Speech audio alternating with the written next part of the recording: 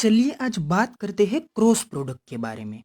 मतलब कि जैसे ही हम वेक्टर अलजेब्रा का स्टार्टिंग लेते हैं तो उन वेक्टर अलजेब्रा के सभी टॉपिक्स में जो दो वेक्टर के बीच का ऑपरेशन होता है वो ऑपरेशन हमें समझने के लिए दो इंपॉर्टेंट टॉपिक का क्या करना पड़ता है, इंफॉर्मेशन चेक करनी पड़ती है। मतलब कि ये जो दो वेक्टर के बीच में होने वाले सभी पॉसिबल ऑपरेशन है, उन सभी पॉसिबल ऑपरेशन में से ये जो आपका क्रॉस प्रोडक्ट और डॉट प्रोडक्ट का ऑपरेशन है वो ही हमारे लिए सबसे ज्यादा इंपॉर्टेंट होता है। क्योंकि जो डॉट प्रोडक्ट होती है वो भी दो वेक्टर्स के बीच में होने वाला एक पॉसिबल ऑपरेशन है, और ये जो क्रॉस प्रोडक्ट है वो भी दो अलग अलग वेक्टर के बीच में होने वाला एक पॉसिबल ऑपरेशन है। इसके अलावा जो भी कोई दूसरे पॉसिबल ऑपरेशंस हो सकते हैं वो पॉसिबल ऑपरेशन या तो सिर्फ एक वेक्टर और एक नंबर के बीच में होते हैं या फिर एक वेक्टर और दूसरे स्केलर के बीच में होते हैं। लेकिन ये जो आपका क्रॉस प्रोडक्ट और डॉट प्रोडक्ट का ऑपरेशन है वो ऑपरेशन हमारे लिए बहुत ही इंपॉर्टेंट है। क्योंकि ये जो इसका कंसेप्ट है ये कंसेप्ट आपकी डे टू डे लाइफ में और स्पेशली जैसे कि हम वेक्टर्स के बारे में बात करते हैं तो वहां पे हमारे लिए बहुत ही ज्यादा मायने रखता है। तो आज हम यहाँ पे डिस्कशंस करने वाले हैं cross product of the vectors के बारे में। तो जैसे कि मैंने आपको यहाँ पे दे रखा है, आपको यहाँ पे क्रॉस प्रोडक्ट को समझने के लिए दो वेक्टर्स को कंसीडर करना पड़ेगा। तो चलिए कंसीडर करते हैं दो वेक्टर्स को। जैसे कि मैंने यहाँ पे इस फिगर में आपको दे रखा है, आपके पास दो वेक्टर्स है, एक है वेक्टर ए और दूसरा है वेक्टर बी। तो यहाँ पे ये जो बी वेक्टर है, ये बी वेक्टर टोटली हॉरिजॉन्टल है, और ये जो आपका ए वेक्टर है, ये ए वेक्टर एक्स और वाई दोनों प्लेन के बीच में है। मतलब कि ये जो आपका वेक्टर ए है, ये वेक्टर ए प्लेनर वेक्टर है, और इन दोनों वेक्टर के बीच में ये जो बनने वाला एंगल है वो एंगल है थीटा। तो हमें यहाँ पे क्या करना है, हमें यहाँ पे इन दोनों वेक्टर वेक्टर बी और वेक्टर ए, इन दोनों के बीच में क्या फाइंड आउट करना है, क्रॉस प्रोडक्ट फाइंड आउट करना है। तो ये जो आपको क्रॉस प्रोडक्ट का डेफिनेशन है वो डेफिनेशन किस तरह से लिखा जा सकता है, तो ये definition vector A vector B के बीच में ये जो क्रॉस प्रोडक्ट होता है ये कुछ इस तरह से डिफाइन हो सकता है। Vector A cross vector B is equals to, इसे हम बोलेंगे मैग्नीट्यूड ऑफ वेक्टर ए और इसे भी हम बोलेंगे मैग्नीट्यूड ऑफ वेक्टर बी। मतलब कि ये जो आपका वेक्टर ए और वेक्टर बी के बीच का ये जो क्रॉस प्रोडक्ट है, ये क्रॉस प्रोडक्ट फाइंड आउट करने के लिए हमें इन दोनों वेक्टर्स का पहले इंडिविजुअली हमें क्या फाइंड आउट करना पड़ेगा, इसका मैग्नीट्यूड फाइंड आउट करना पड़ेगा। और ऐसे ही इन दोनों वेक्टर्स का मैग्नीट्यूड फाइंड आउट करने के बाद हमें क्या करना है, इन दोनों का मल्टीप्लिकेशन लेना है। लेकिन इन दोनों का मल्टीप्लिकेशन सिर्फ और सिर्फ ऐसे ही नहीं लिया जा सकता, क्योंकि यहाँ पे ये जो आपके दोनों वेक्टर्स है, इन दोनों वेक्टर्स के बीच का ये जो एंगल है वो एंगल भी उतना ही मायने रखता है। ऐसा क्यों होता है, ऐसा इसलिए होता है क्योंकि अगर ये आपका वेक्टर बी और ये आपका वेक्टर ए, जो कि मैंने आपको यहाँ पे इस तरह से पोजीशन में दे रखा है, लेकिन अगर ये आपका वेक्टर ए बी कुछ ऐसी ही तरह से है, लेकिन अगर आपका वेक्टर ए कुछ इस तरह से है, मतलब कि ये जो पहले केस में आपके पास जो एंगल था वो एंगल कितना था, थीटा था। लेकिन यहाँ पे ये जो नया वेक्टर बी और ये नया वेक्टर ए है, इन दोनों के बीच का ये जो एंगल है वो कंसीडर कीजिए कि अल्फा है। तो क्या हुआ, यहाँ पे वेक्टर बी और वेक्टर ए, इन दोनों का ये जो मैग्नीट्यूड है वो मैग्नीट्यूड हमने यहाँ पे सेम ही कंसीडर किया है। लेकिन इन दोनों के बीच का ये जो पहले केस वाला थीटा और ये दूसरे केस वाला अल्फा, तो ये जो दोनों एंगल्स है वो एंगल क्या है, अलग अलग है। तो इसके कारण क्या हुआ, दोनों का मैग्नीट्यूड सेम होने के कारण आपको ये जो वेक्टर ए और वेक्टर बी, ये दोनों जो टर्म मिलेगी मैग्नीट्यूड ऑफ वेक्टर ए और मैग्नीट्यूड ऑफ वेक्टर बी, वो क्या मिलेगी, सेम मिलेगी दोनों के दोनों केस में। लेकिन इन दोनों के बीच का थीटा मतलब कि एंगल चेंज होने के कारण ये जो आपका लास्ट टर्म है वो लास्ट टर्म क्या हो जाएगा, चेंज हो जाएगा।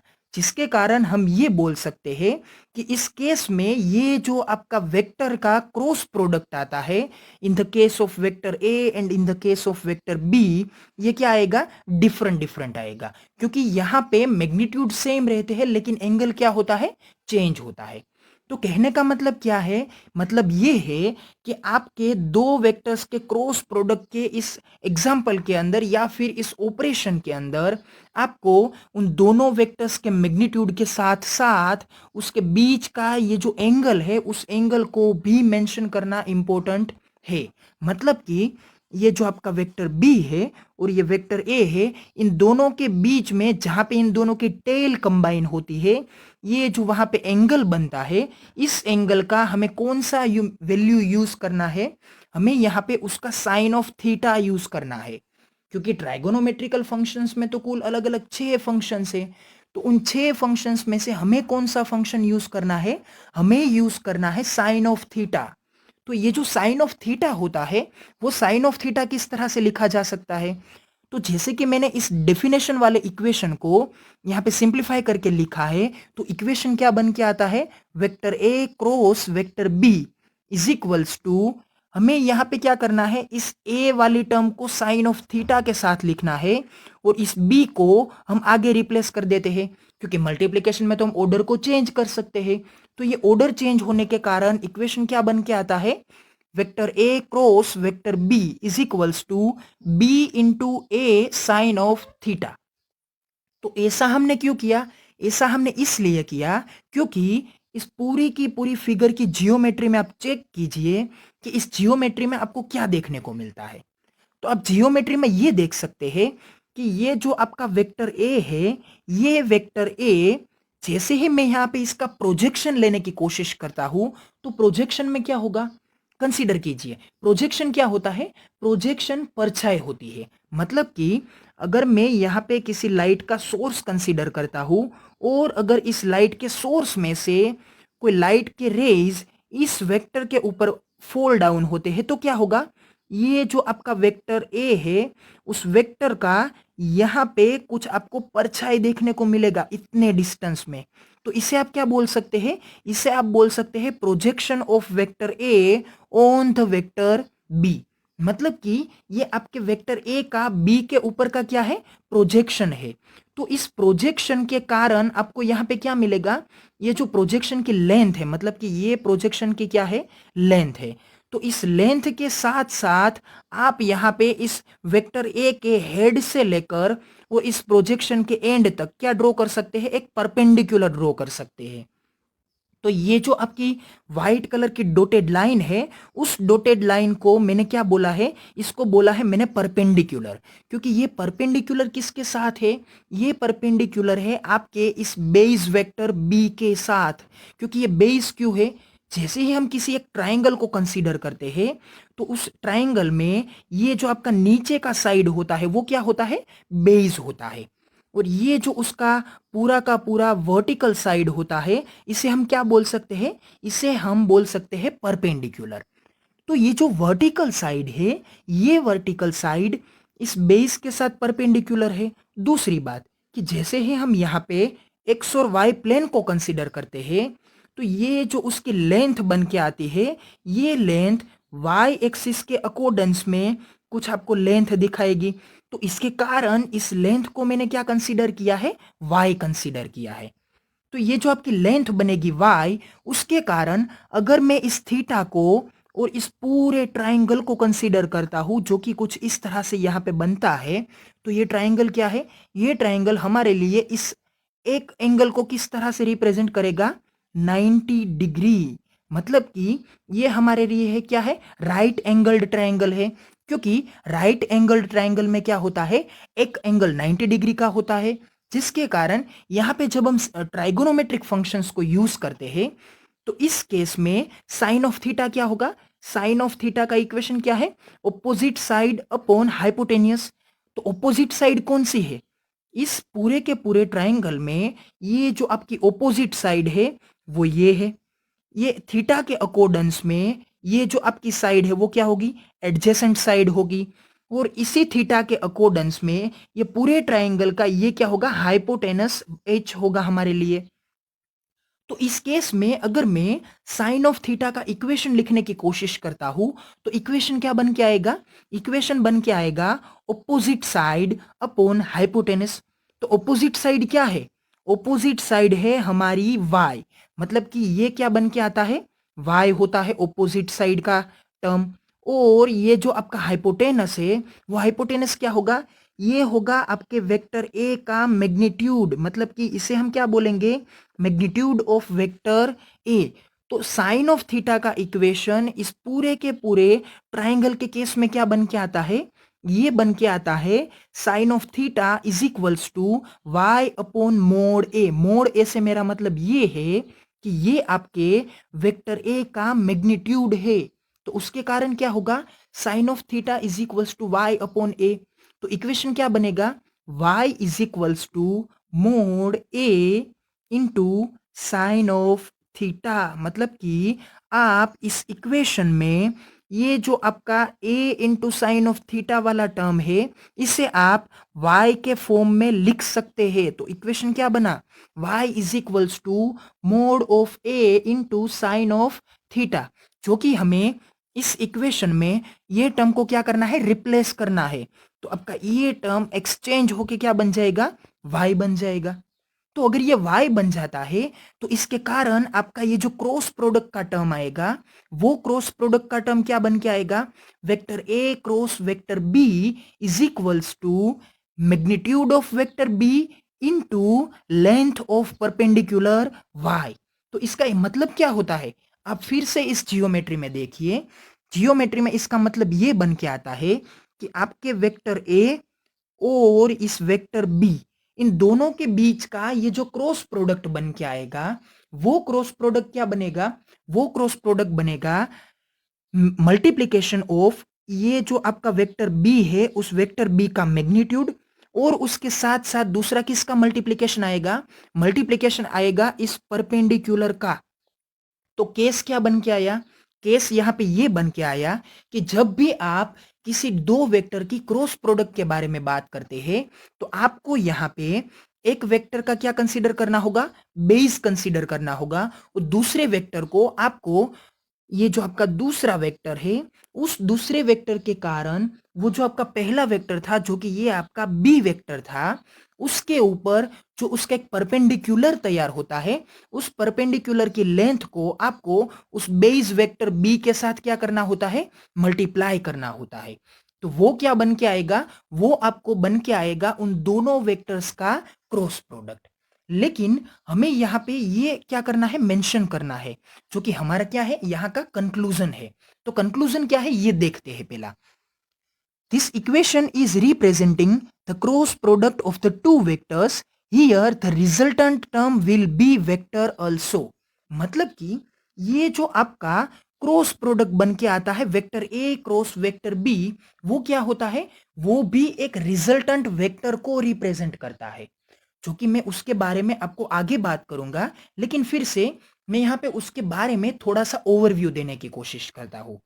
जैसे कि हम जानते हैं कि अगर दो वेक्टर्स होते हैं वेक्टर ए और दूसरा वेक्टर होता है वेक्टर बी, तो इन दोनों के बीच में जो कोई भी पॉसिबल ऑपरेशन है वो पॉसिबल ऑपरेशन दो टाइप के हो सकते हैं। एक ऑपरेशन जो है उसे हम बोलते हैं क्या, डॉट प्रोडक्ट, और ये जो दूसरा ऑपरेशन है उसे हम क्या बोलते हैं, क्रॉस प्रोडक्ट बोलते हैं। तो ये जो क्रॉस प्रोडक्ट है और डॉट प्रोडक्ट है उसमें चेंज क्या है, उसमें डिफरेंस क्या है, डिफरेंस ये है कि जब आप वेक्टर ए और वेक्टर बी का ये जो आप डॉट प्रोडक्ट लेते हैं तो डॉट प्रोडक्ट में जो आपको आंसर मिलता है वो आंसर क्या आता है, वो आंसर एक स्केलर टर्म आता है, मतलब कि वो सिर्फ और सिर्फ एक वैल्यू बन के आती है। लेकिन जब आप उन्हीं दोनों वेक्टर्स का क्रॉस प्रोडक्ट लेने की कोशिश करते हैं ए क्रॉस बी, तो ये जो आपको क्रॉस प्रोडक्ट मिलती है वो आपको फाइनल आंसर में एक वेक्टर देता है। तो मतलब ये होता है कि डॉट प्रोडक्ट में आपको जो रिजल्ट मिलता है वो रिजल्ट एक स्केलर टर्म आती है, जबकि क्रॉस प्रोडक्ट में जो आपको रिजल्ट मिलता है वो रिजल्ट क्या आती है, एक वेक्टर टर्म आती है।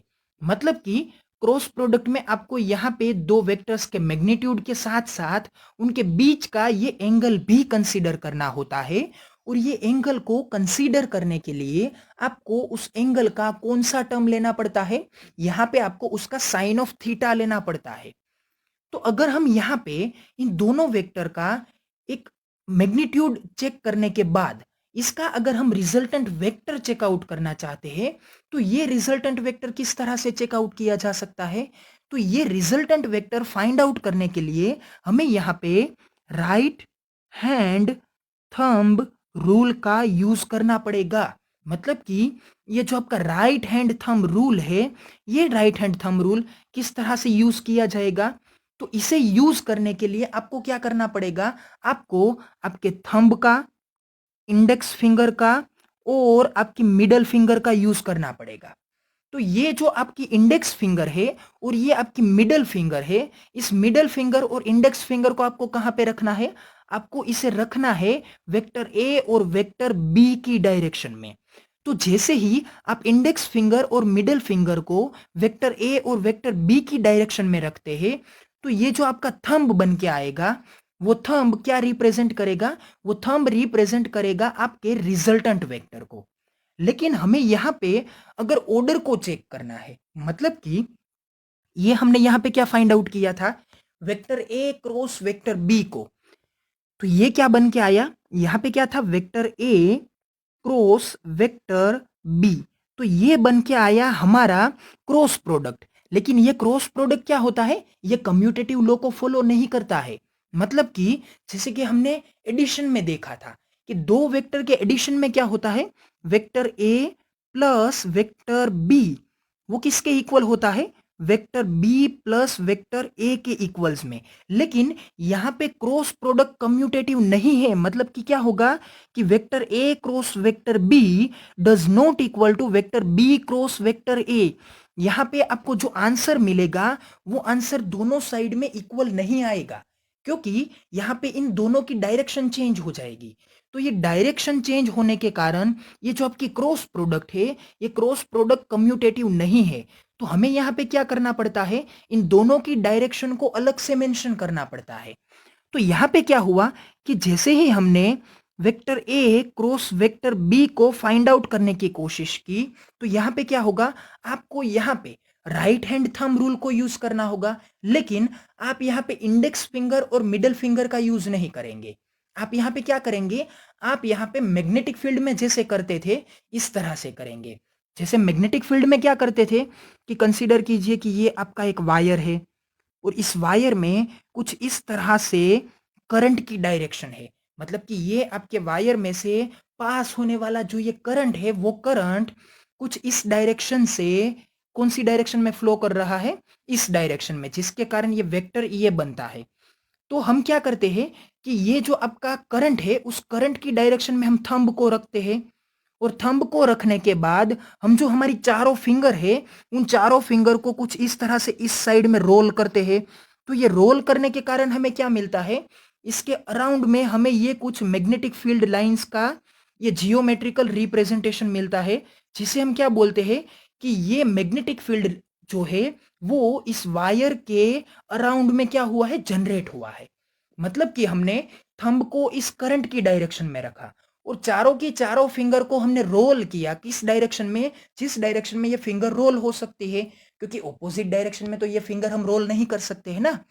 तो जैसे ही आपकी ये फिंगर रोल होती है, तो ये रोल हुई फिंगर आपको क्या रिप्रेजेंट करती है? ये आपको मैग्नेटिक फील्ड की ये जो फील्ड लाइन है, उस फील्ड लाइन को रिप्रेजेंट करती है।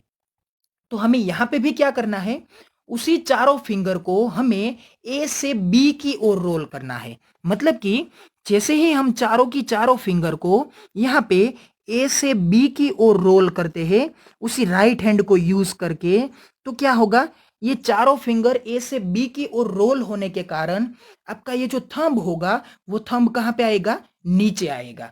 मतलब कि ये क्या हुआ? ए से बी की ओर का क्रॉस हुआ। तो यहां पे हमें ऑर्डर क्या रखा था? ए क्रॉस बी। तो ये क्या था? वेक्टर ए से लेकर वेक्टर बी की ओर हमें इन चारों की चारों फिंगर को रोल करना है।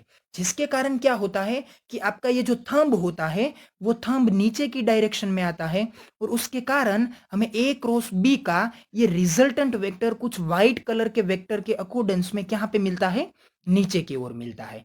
लेकिन जैसे ही हम इस ऑर्डर को चेंज करते हैं और क्या होता है, ऑर्डर को चेंज होने के कारण हम यहाँ पे दूसरा केस कंसीडर करते हैं vector B cross vector A को। तो ये क्या होगा, vector B cross vector A, जो कि बन के यहाँ पे कुछ इस तरह से आएगा। तो ये अभी हम यहाँ पे क्या करेंगे, हमारी इन चारों की चारों फिंगर्स को वेक्टर बी से लेकर वेक्टर ए की ओर रोल करेंगे।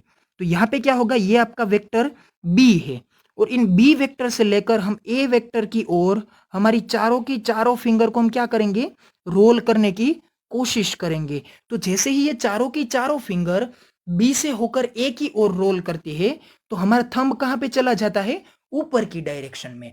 तो ये जो पहले केस में आपका ये रिजल्टेंट वेक्टर व्हाइट कलर से नीचे की ओर था, ये अब कहां पे आ जाएगा, ये अब ऊपर की डायरेक्शन में आ जाएगा। मतलब कि ये बी से लेकर ए की ओर हमारी जो ये चारों की चारों फिंगर है वो रोल होने के कारण थंब हमारा ऊपर जाता है। और ये पहले के केस में जो कि ये आपका vector A cross vector B है, उस केस में फिंगर ए से होकर बी की ओर रोल करने के कारण आपका रिजल्टेंट वेक्टर कहां पे गया, नीचे की डायरेक्शन में। तो ये क्या रिप्रेजेंट करता है, resultant vector of cross product, जो कि वेक्टर ए और वेक्टर बी के बीच में है। तो आई होप कि यहां पे आपको ए और बी के बीच में ये जो क्रॉस प्रोडक्ट है वो क्रॉस प्रोडक्ट किस इक्वेशन से रिप्रेजेंट होती है वो आपको यहां पे समझ में आया होगा। और ये भी समझ में आया होगा कि वेक्टर ए और वेक्टर बी का ये जो क्रॉस प्रोडक्ट है, ये क्रॉस प्रोडक्ट कम्यूटेटिव नहीं है, क्योंकि ये जो ए और बी के बीच का जो क्रॉस प्रोडक्ट आता है वो जो डायरेक्शन को रिप्रेजेंट करता है वो डायरेक्शन से एग्जैक्ट ऑपोजिट डायरेक्शन में आपका वेक्टर बी और ए का क्रॉस आता है। जैसे कि हमने यहां पे देखा था कि ए क्रॉस बी का डायरेक्शन नीचे की ओर है और बी क्रॉस ए का डायरेक्शन कहां पे आएगा, ऊपर की ओर। ये जो डायरेक्शन फाइंड आउट करने का हमारा प्रिंसिपल है वो प्रिंसिपल है राइट हैंड थंब रूल, जहां पे हम चारों फिंगर्स को पहले वेक्टर से दूसरे वेक्टर की डायरेक्शन में रोल करते हैं और उसके कारण जो हमें थंब मिलता है वो थंब हमें रिप्रेजेंट करता है उन दोनों वेक्टर की क्रॉस प्रोडक्ट के रिजल्टेंट वेक्टर को।